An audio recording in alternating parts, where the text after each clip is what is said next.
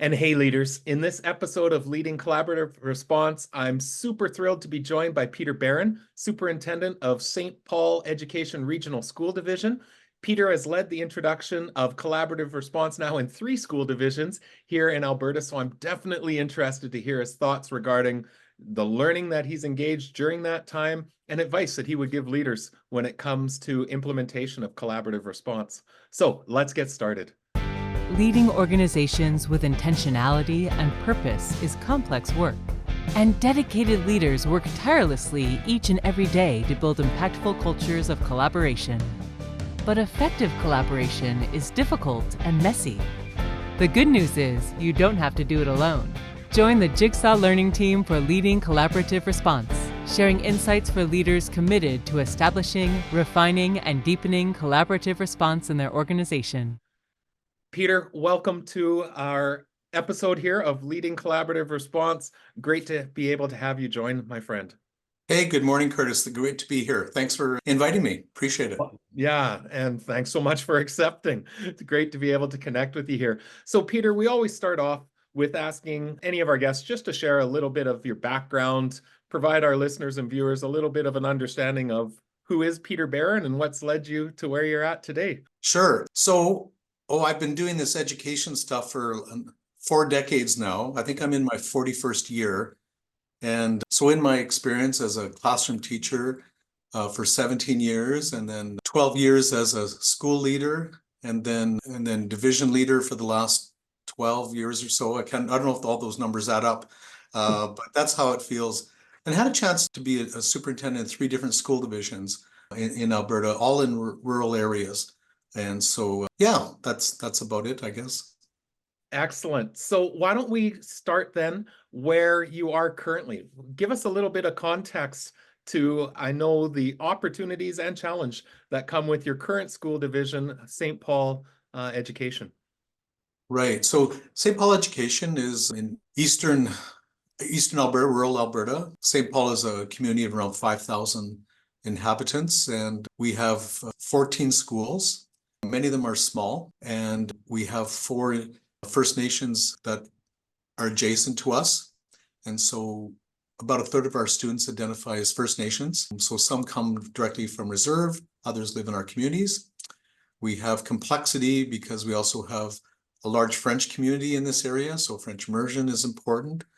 We're also unique in the sense that we're the only school division in Alberta that is both public and Catholic. So in amalgamation back in '95, those school divisions combined. So that is a unique feature. We also have a school that is devoted to Mennonite students and 2 Hutterite colonies. So we're a school division of not really 3,800 students, but significant complexity, which makes the work really interesting and exciting. Well, Peter, you and I have known each other for quite a while now and through different contexts. Why don't we start back thinking about what initially drew you to the collaborative response approach? What initially drew you in? And then I'd love to dig a little bit into some of your learning through introduction and implementation in different settings as well. Right. Well, I've long been interested in how professionals work together or how they don't effectively work together. And I've often believed that we have not successfully really helped teachers work effectively together in the sense that we've perhaps given them time and space to collaborate, but without, I think, enough intentionality. And so to me, collaborative response, I guess different things drew me to it right away was the opportunity it gave for teachers to work in very intentional ways together with a strong focus on student learning, on challenges that they were experiencing in the classroom, without it kind of digressing into just chatting about different situations. So that struck me, and that's connected to a book I read from Stephen Katz called Intentional Interruptions, in which he talks about the focus of professional learning has to be around collaboration and also challenging each other, right? The teachers challenge each other's thinking, and so creating some cognitive conflict, if you will, always not personal, but trying to really challenge our thinking and push our thinking forward. And so having read that, I thought, we don't really do that. And how do you do that? And I think Collab Response really struck me right away as a mechanism for that to be accomplished. Recognizing as well that a lot of the answers, I think, to the challenges we face, we have collectively inside us. There's a tendency, I think, in education to look for, an expert from some other part of the world to come in and tell us how it's supposed to be, where I think this is a mechanism to really help us explore our own understandings and our own strengths and bringing them to the table. So those are probably the two things that really drew me to Collaborative Response. Well, and you've heard me say several times before that it's through the structures and processes that we establish that we really look at each individual involved in our layers of conversation as both experts and learners. We all have something to contribute and share with one another, but always something that we can take away to just continue to build our capacity. No, and that's exactly it. We're experts and learners. You phrased that much better than I did.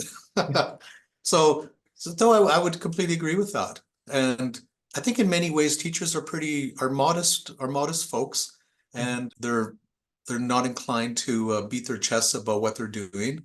And many are very quietly, incredibly competent, doing great work, and not recognizing that what they do is extraordinary, they think is ordinary.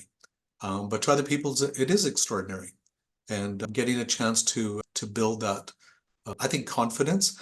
And I think, as Hattie pointed out, collective efficacy, right? Because I think essentially that's ultimately the target is how can we build the collective efficacy of staff? And this, I think, is a very powerful way to do that. Because as you often say, when something changes, when something gets better, asking the question, what did you do differently? Staff having that recognition that they're change agents, that they're making that difference, increases their efficacy, which I think is critical for student success. Absolutely. So when you and I first began, and we've known each other for a few years before, at your first school division where you were superintendent, had reached out and said, I think there's a chance for a conversation. How did you see it align? Because it wasn't just hey, let's do something brand new in our school division. It was a natural next step in that first school division. Do you want to share a little bit of that context before I jump into so how do you take that learning to new situations? Yeah, well, I have to, I guess I would first acknowledge that I didn't really understand what collaborative response was. And so I had just an intuition that around, just what little I knew, that this was a potentially powerful way of teachers working together. So did I fully appreciate what we were launching into? I'd say no. Kurtis, I don't think I didn't have the depth of understanding that I wouldn't say depth of understanding, that understanding I have now, but mostly I just felt we did need to, I guess, back to the idea of working together differently and how to use professional learning days more effectively. And how can we talk about students in a way that was productive rather than just, quite frankly, sharing war stories. And I think without intentionality, that's often what meetings and discussions can be reduced to. And having been part of that as a teacher, as a classroom teacher, when those opportunities came open, I felt like we didn't do productive. I mean, it became a little bit of a venting session, which is ultimately self-defeating. So I guess a strong belief that professional learning, and it ties in also my beliefs around professional growth plans. I would say that as a profession, we haven't done a great job of helping people to reflect. And, that although that's an expectation, but when I asked folks, how did you come up with your professional growth plan? How much time did you spend reflecting? It's usually a few minutes. And it's usually looking at last year's and doing some adjustments. And I don't want to in any way suggest that people are not doing a good job of that, but it's more like I can appreciate that deep reflection is just difficult to do on your own. And it is enhanced working with other folks. So to me, it was also a way of inviting educators to share their practice and to reflect deeply on what they're doing. And I do believe if we're going to improve as a profession, we have to do this. We have to do a much better job of professional growth and professional exchange. Yeah. And the collaborative response is an integral part of both of those features. Absolutely. Well, I want to go back to, I've got several questions Sure. here that strike up with that, Peter, but I want to start off with going back to some of those initial conversations and for you to be sharing as a system leader. We've got schools doing good things. Absolutely. Great things happening in our schools. But I remember our conversation of we're pockets, just like in a school where it's quite possible that we have isolated practice in classroom from classroom, and collaborative response is really an approach to try and pull that together so no one's in isolation. But from a system perspective, talk to us a little bit about how we can ensure that we don't, and especially when you have a rural school division that has geographic distance and different community contexts within it, how you create a system that is focusing on how we collaboratively respond rather than individual schools, if that makes any sense. Yeah, and that's a really huge question, Kurtis. That could be a 3-day response to that. So basically, it's applying, I think, systems thinking to an organization. And system thinking tells us that we look at how parts are interconnected and the relationship among parts as opposed to the component parts themselves. And it's pretty much how we look at our world, right? Like when you look at how we organize society, we break it into component parts or organizations. Schools, for example, we organize curriculum into disciplines. And so this is science, this is math, this is language arts, etc. Government is organized into departments, which are organized into smaller departments. And we're not actually designed or set up, or we are designed to set up as silos. And I do like the idea that organizations are perfectly designed to get the results they get. They're not dysfunctional. We get the results we get because that's how we're organized. And so if we want different results, we have to organize differently. Mm-hmm. And to me, that suggests we work together differently. And thinking systemically, thinking that we, complex adaptive problems, right, there's no easy solution to, right? So how do we improve student achievement for any particular group? We can't just look at, just one solution. Let's try one thing that we typically do in education plans, right? It tends to be a very linear model, although it's often framed as a circle, but it tends to be actually kind of linear. Look at results, come up with a strategy, try it out, analyze it, revise, and that sounds like a circle, but it's really actually linear. And looking at how are the many parts connected to receiving, getting to the result we want. So to me, collaborative response is one component of a multi-pronged approach to take us there. It's something, so I guess one thing I believe is it has to be done, like it has to come from the top, not suggest I'm the top, but you know what I mean? It has to be a systems approach. And from my perspective, individual schools, individual teachers have a really tough way to change a system. It's hard for one principal to change an entire system.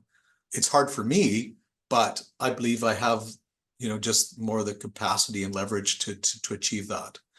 And so that, brings us around to like implementation strategies and so on. Yeah. But it is something that has to be, I think, part of an education plan. It has to be, the board has to be aware of it and understand it and be behind it, and then properly resourced to make it happen.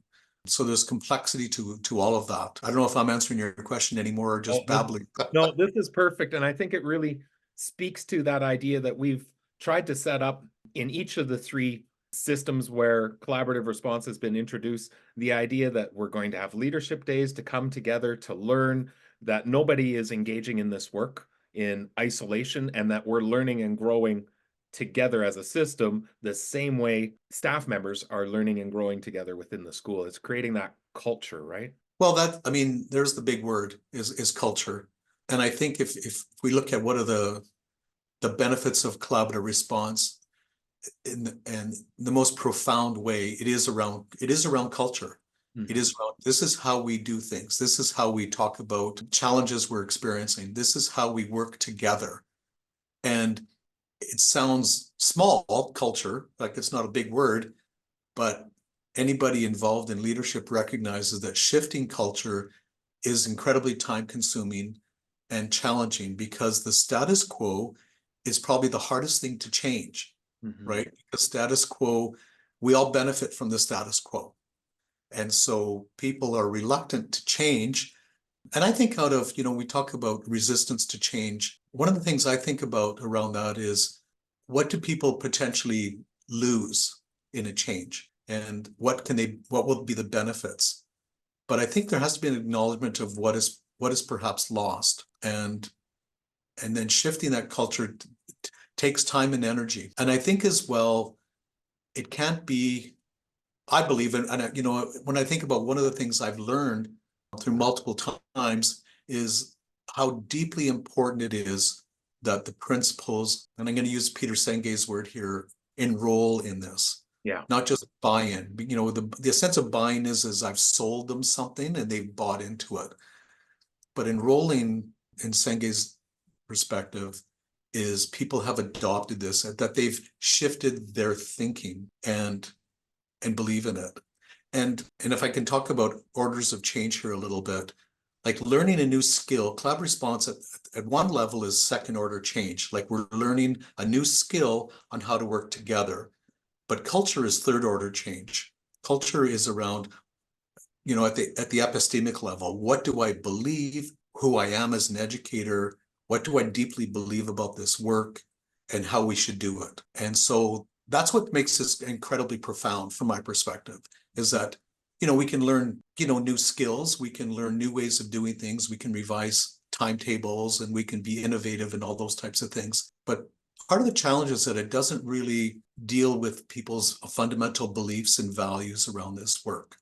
Whereas I think collaborative response invites people in a really nice way, with a little bit of dissonance, right? With a little bit of discomfort, disruption, a little bit of discomfort. Yeah, that's the word I'm searching for. So with a little bit of discomfort, to get out of that comfortable pew, if you will, and to really think about and contemplate what we're really trying to accomplish in education, and how to support the children who are marginalized, disadvantaged, are learners who may not be on track to graduate, who may not be on track, who are at risk to some degree, or at possibility. So, that's the most profound thing I think collaborative response does, is it shifts the thinking to the level of culture.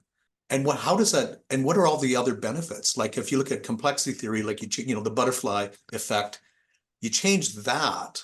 What else are you changing? Well, you can't even predict. You can't predict all the positive outcomes that can occur as a result of people working differently together. Like I think it has a lot to do with staff well-being. Yeah, I do that frequently and observe we're not just responding to the needs of students. It is turning a question of what are we going to do to ensure success for each and every one of our learners. But in doing so, we create strong networks of adults working together, and you don't have that isolation. It does impact your well-being for sure. And when you think of, what did we learn from COVID? Well, we learned that as human beings, we don't do well isolated, right? And the recovery of that is we, who knows how long it will take for people to really re-emerge from that and to make the reconnections that I think are vital for a vibrant society. And I'm worried that for teachers who still feel that sense of isolation. So connecting at a deep level, right? Not a superficial level. This is a pretty significant level, realizing that there is help to be had and that we're not in this alone, and that we also have value, that the ideas that people have are wonderful. And I think, again, that sense of efficacy when they can contribute just enhances well-being as well. So that's kind of the ripple effect that I see of a positive culture. And of course, that will impact students, that impacts community. And I think it becomes a feedback loop, right? Success, we all know that success breeds success. This is one way to start that a ball rolling in that direction. Absolutely. So, Peter, I want to go back to some of your lived experience. I know that as you moved into a second school division that came to enroll, as you say, in collaborative response, and then into a third, I know it was not with I'm a new leader and I've got this thing we're going to do. Let's get started on day 2 of the job. It really, you've talked to me before about understanding where the fit comes. Yeah. And not just we're all going to do this thing that seems unconnected, or Peter Barron has brought this to a new system. Can you speak a little bit to our leaders out there that are looking to introduce, well, any type of framework such as collaborative response, and how do you go about doing that in a strategic way that's not necessarily forced upon good people doing good things in their classrooms or in their schools? Right.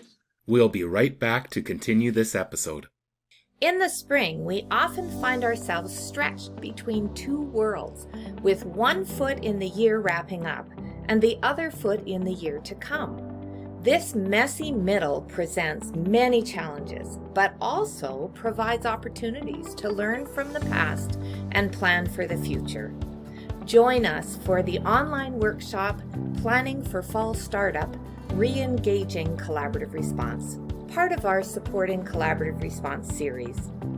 In this on-demand workshop, I will share 5 ways to reflect on learnings from the current school year and 5 considerations for planning for the new year. I'll also be sharing numerous resources, templates, and samples that will support you in your learning. Access this on-demand workshop and you'll have the ability to view, replay any or all of the workshop when it best fits your time. Register today to learn more about how the Fall Startup can be an excellent opportunity to re-energize your school's collaborative response efforts. And now back to our conversation. And you're right, it is really tempting because in my second school division, I already knew that this worked. Yeah. So there is a certain impatience on my part, and I am impatient. I'll acknowledge that. I want things better now. I don't want to wait 5 years for things to get better. I want it better because the way I look at it, kids are in school now, and if we could be doing things better, why aren't we? And so, however, but recognizing change theory, recognizing implementation, that, and again, I go back to, I think mentioned this earlier, I don't believe anything really happens in a school division successfully without the support of principals. Fullen talks about that. And I think everybody would in a senior role would understand that and appreciate that. So how to introduce this to leaders. And I think in each time, I think in all 3 school divisions, I've asked you to come in to give an overview, a bit of an enticer, just kind of what is this about? And now clearly, if I'm bringing you in, principal is going to say, okay, Peter likes this and I should start to like it too, perhaps. But I do think that having leaders have a deeper understanding is always going to be really important, no matter what the initiative is, that they see value in it. And that takes a little bit of time. So I think in each time we started in the spring, in preparation for, implementation the following year. But I kind of looked to the principals in the end and said, okay, you've heard Kurtis a couple of times. What do you think? Should we do this? And each time, I think because to me, I'm going to say no brainer, but I mean, to me, it's self-evident that this is a good thing, but I want people to vote on it, in a sense, to sort of acknowledge that, yeah, I've got a say in this. And always starting with leadership. So, we've had a chance to speak to leadership, but also then a little bit larger group of maybe counselors, assistant principals, people who might be kind of leaders in the school on this topic, including them, and then broadening it to the whole school division. But always with a focus on leadership. If you want systemic change, leadership has to be a part of it. I think that's pretty commonly understood. And then sustained. One of the things that educators are cautious about is, we try a lot of different things, and 70% of education initiatives fail. That's a pretty high failure rate.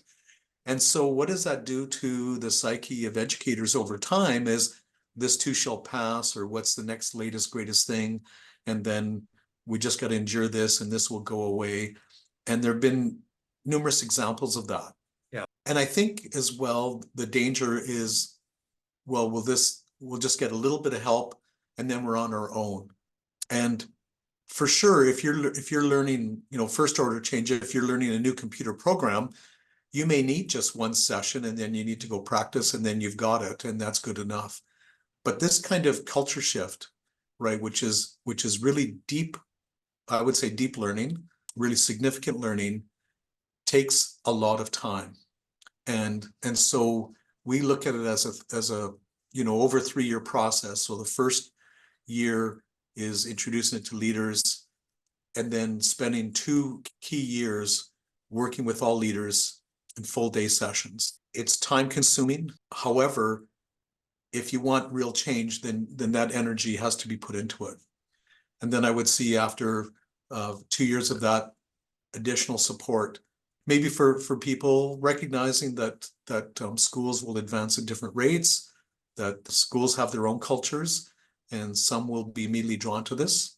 I do think that rural schools, and not to pick on urban schools, but rural schools, just given their identity of working with all kids, and that there tends to be greater integration in rural schools because that's the only school there is. Yeah. I think there's a mindset among educators that more readily adopts this. Now, and again, that's a perception, and maybe you tell me I'm quite wrong, and I probably am, but I think educators who are used to working with lots of types of students that see the value in this more readily, perhaps. So again, yeah, back to your point of being strategic, yes, being patient, right? And that's probably the hardest thing for me, is because I want it now and I want change now. That tension that comes from the impatience, but knowing that deep learning does require time. Yeah, exactly. So I hope that answers your question. Yeah, absolutely does, Peter. So I want to talk with what you said of each school having their own context and people are going to be moving at different rates. And again, acknowledging what you refer to as deep learning. What advice would you give system leaders when they look out and have engaged? Let's say they've done a first year of working with leaders and they see schools at different points adopting different Right. Different elements of the model and moving at different pace. How do you, from a system leader perspective, acknowledge each school where they're at and move forward as a system, but still knowing it's not going to be a carbon copy from one location to another? No, that's a really good point. And I would say that's been learning from one school division to the third one. And I would say that the second school division did this during COVID, and we did all this online. Yeah. And it worked. So I think that's remarkable. But that's one thing but one thing for sure that I'm more comfortable with is the rate of progression will vary. And I think initially I was more frustrated that there were schools that were moving at different rates. What I say to myself now is, are they moving? Are they progressing? And recognizing that each school is unique, has its own culture, and each principal will have, his or her own challenges around supporting that school going forward. That the principals have different skill sets. And so there's complexity around this work that I think I would say now I more fully appreciate that I think I was, even though I'm just as impatient now as I was 12 years ago or 10 years ago, I think I'm more able to recognize that, not to get frustrated by that, and support and just make sure the support is there for folks who are doing their best and want it to become and want it to succeed. So that's been important for me to listen to what they have to say and they may be quite happy. A school that's moving more slowly can be very happy with their rate of progress, because I know in the end, it's not a race, and it's not like after year one, it's all done. We're looking at 3 years, and that's, that has helped leaders, because I know that's a messaging that you've provided for them.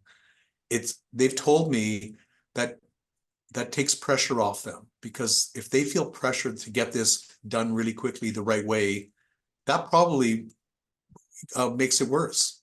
And right? you're probably going to impact fidelity. You're going to have people cutting corners. Senge wrote in The Fifth Discipline. I can't remember, he had different laws, and one of them has to do with, the more you push, the more the system pushes back. So if we just push people, they will push back. The resistance. So we inadvertently, ironically, increase resistance by just trying to insist that things happen faster. Things have to progress in a natural way, at a comfortable way. And again, back to that word of discomfort, not distress. Yeah. If we distress people, then we're contributing not to their well-being. We're making things worse with the espoused belief of trying to make things better. Yeah. So I think there's real sensitivity around that.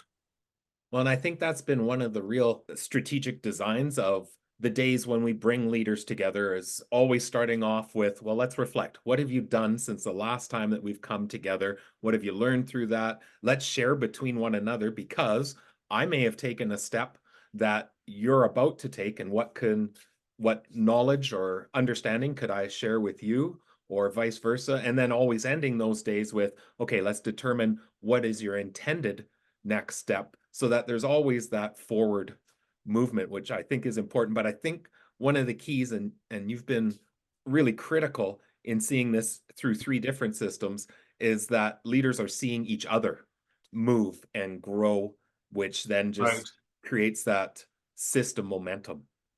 Yes. Like to me, there's really strong links between this work and, I think, really good dialogue with professionals about their learning. Mm-hmm. And when you say, what is your goal for the year? What do you intend to do over the next 3 months to complete it? And then if you were to chat with them again, did you do that? And what did you learn? Like those types of reflective questions, I think, are critical in growing. What's the expression? Experience is the best teacher. No, experience isn't the best teacher. Reflecting on experience is the best teacher. Oh, I love that. And if we don't reflect, we don't learn. And we don't reflect because we're really busy. And I think there's a critical part. I think there's a critical part of all of this is time and space for leaders to sit back and think about what they're doing, because we're doers, right? Administrators are doers. We're busy doing stuff all the time. When do we get a chance to think about our work in a deep way? Mm-hmm. And giving leaders that opportunity to do that helps them, I think, first of all, celebrate the progress that is happening, right? Because things do move forward, and they get very excited about it, and to share with each other that we're in a community, that we're doing this together, and it's okay to be in different places, but success, like this is just success for all of us. And but give them that time and space to do that, I think, is really important. So Peter, you've had the opportunity to observe schools now in 3 different systems engaging in this work, and with a real deep attention to fidelity and continued growth forward, as you mentioned. I'd love to ask, from those experiences, what have been some of the results that you've seen from the collaborative response work at the school and then at the system level? I know you've spoke to a few, but any key things that you've seen that, as a result of collaborative response, these are some of the impact that's been experienced? We'll be right back to continue this episode. This question is brought to you by WeCollab. Designed by educators for educators, this comprehensive digital system aligns with the foundational components of collaborative response. Moving from conversation to action, WeCollab empowers classrooms, schools, and systems to provide the very best response for each and every child by informing action-based decision-making with data and evidence supporting student success. I think a critical one and there's many things to talk about here, but one is an increased vulnerability that teachers, again, that's part of culture shifting, but willingness to be vulnerable with people they work with. That I think is when that is evidenced, I think that means we've really done something important. You know, I want to jump in with that too, Peter. Yeah, because go ahead. I think when you look at the system level and you talk about when we bring our leaders together and we're engaging in these reflective, we're actually modeling and supporting leaders being vulnerable from school Right. to school, which then just has that trickle down effect into schools that if I can be comfortable as a leader with some of my colleagues, then how do I help support people in my own building to do that as well? Yeah, yeah. And so modeling that, and I think like all of us, like we're all on a learning journey. You know, and I know that your thinking has evolved over time and your 100%. process have evolved over time. And what do we know today and may not be what we know next year. So that continual striving for growth, I think it leads to a real focused attention on professionalism. You know, if you look back to in Alberta, there's a teaching quality standard, leadership quality standard. Those standards speak to the importance of collaboration, and building effective relationships, right? And we'd all acknowledge that right away. What's an effective relationship? That's important. But I think I would even zero in on the word effective, because these are business relationships. These are work relationships. We're not, you know, it's nice if we're friendly with our people we work with, but this is about building quality, effective relationships. And I would even see quality, effective teams. And I wish actually that word was in the standard, that we're building teams. And teams, again, what does that look like to be effective? Which means that they work, that they're not dysfunctional, that they're effective, they're efficient. And I think collaborative response works on making those meetings more efficient over time, and really getting the most value out of the hour or two that people are meeting for. That focus helps people come up with a way of working together to build those effective relationships, that they see value in their growth for others and for themselves. And I don't think I'm expressing this really well, but to me it speaks to the front matter of the TQS and LQS, and it shows how to do it. So the competencies describe what the ideal state should be. You should work collaboratively, effectively, but then how do you do that? Right. And where is that learned? You know, I think there's an assumption made that, you know, we're professionals, we should know how to work collaboratively and effectively together. And I think that's false. I don't think that's true. I don't think that's an assumption we can make. When was that explicitly taught? When did teachers learn that? And so this is a mechanism, I believe, that, you know, I'm thinking of Lencioni, right? In terms of his work, he talks about vulnerability, that one of the first things that's required of an effective team is a willingness to be vulnerable. Yeah. This speaks to that we can reveal things about ourselves, things we don't know everything. Every teacher comes with different skill sets. There is no perfect teacher. And so, you know, and one thing you write in your books is that even a great teacher may not be enough for all students. Yeah. And so if that's true, and if you accept that, then we need to lean on each other and recognize that other people have skills. They went to different universities, they've had different PD experiences, they've done different things. We're not the same.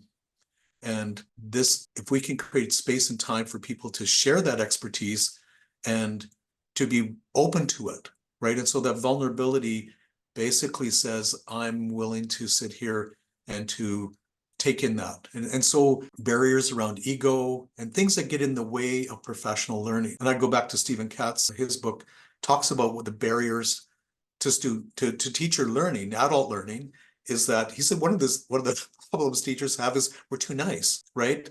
And that if we hear something that we don't necessarily challenge our colleagues because we don't want to offend.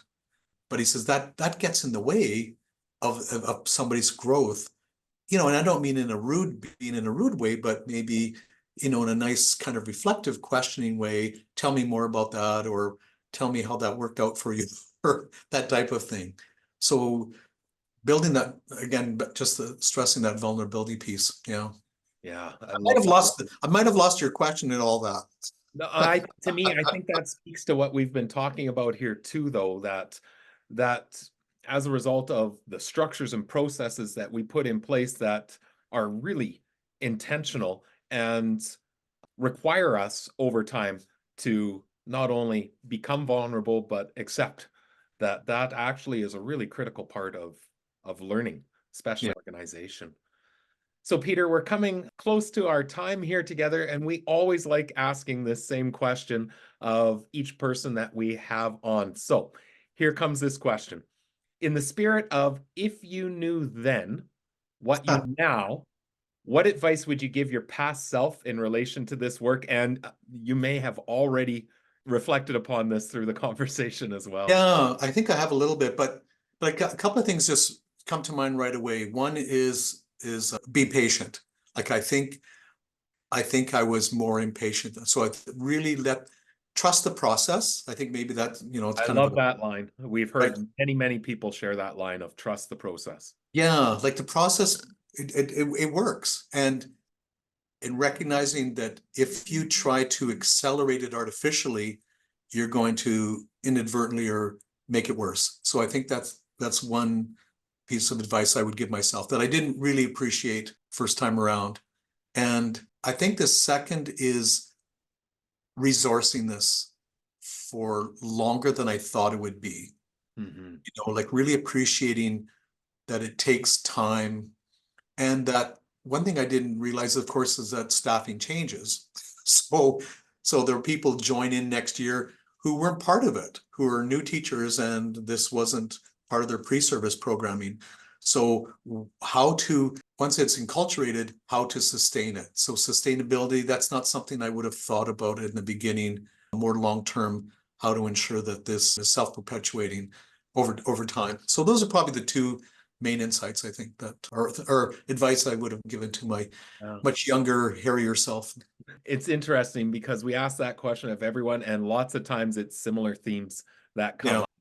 Trusting the process and that how do we continue to sustain is so critically important. It's something I didn't understand as a young leader of I need to be thinking a lot about what comes following me. And I've had heard a system leader recently say, you know, we try and build legacy through this work, that it's going to grow and shift and change, but if we're doing it well, it should continue to exist long after you're out the door. And I know that I've shared this personally with you, but your previous school division, I've had a chance to go in now a number of years after you've left and go into schools and give individual feedback, observations, and it is alive and well. So that legacy definitely left intact and is making substantial difference for students, staff, and communities. So, well, it's very gratifying. Thank you for sharing that.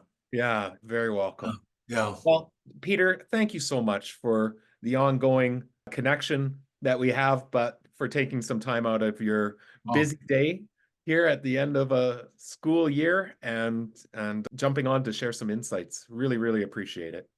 Well, thank you. It's certainly my pleasure. And I do it because I strongly believe in your work. I think this is something that can make a significant difference for students. I believe in, I think this is one of the most significant things that I've ever been involved in. And so I thank you for accompanying me on this journey and supporting this work in St. Paul. So thank you, Awesome. Kurtis. Thank you so much, Peter. Just real quickly, if anyone wanted to reach out and engage in some further conversation with you, what's the best way to get a hold of you? Probably through email. My email is barrpete@sperd.ca. So that would be, send me an email and happy to chat, and if anybody has any questions. Awesome. I'll make sure to include that in the show notes. So thank you so much, Peter. It's been a pleasure and wishing you all the best. Looking forward to seeing you soon. Thank you, Kurtis. always love the opportunity to be able to engage in conversation with Peter. I obviously love the thinking process that he goes through, and as he's engaged in his own doctoral studies, you can really hear the connections to other pieces of literature, to writing, to thought leaders that Peter's deeply connected with. A few key learnings that came out from that conversation. I really love that idea that experience is not the best teacher. Reflecting on experience is, and wow, I think that's so critical. And that's really a critical part that we infuse into a number of the structures and processes. I think about the collaborative team meeting, which is integral to our collaborative response framework, that there's intentional questioning around what do you think you did that led to that success for that student, or can you describe further for us what that looks like? I think that opportunity to reflect is important. And when we think about leaders engaging in leading collaborative response, do we create space for them to then reflect on what is it that you've done in your school? What's had impact? If it didn't, why not? What did that look like? I really liked also that tension that Peter speaks to, the idea of wanting to be urgent and put things in place because we know it's good for students, but learning to be patient and trusting the process. I think often that's been a key learning for me, is a lot of what goes into leadership is tension and trying to be in dual spaces. And that idea, as I mentioned, of the tension between being an expert and a learner at the same time. It's thinking in those dualities that is critically important. And of course, you heard that systems thinking, being really intentional in design, thinking forward for sustainability, but that word intentionality just kept coming up over and over again. So a real key learning there that I think we can take away as leaders is, how do we ensure that we are being incredibly intentional when thinking about our next steps, when we are introducing, implementing, and then sustaining our collaborative response work. So, as always, love for you to share any comments, thoughts that you have, like or subscribe to the podcast to hear from further thought leaders and system school leaders around their collaborative response work. If you're interested in the copy of the book, we will include a code in the show notes to be able to get a discount on that. And love if you'd share this episode with a friend who you think it would help to benefit or align their thinking as well. As always, I wish you all the best as you continue to engage in this journey of leading collaborative response. Take care. For more on collaborative response, visit jigsawlearning.ca or join the JL Insider to receive access to newly added resources and content.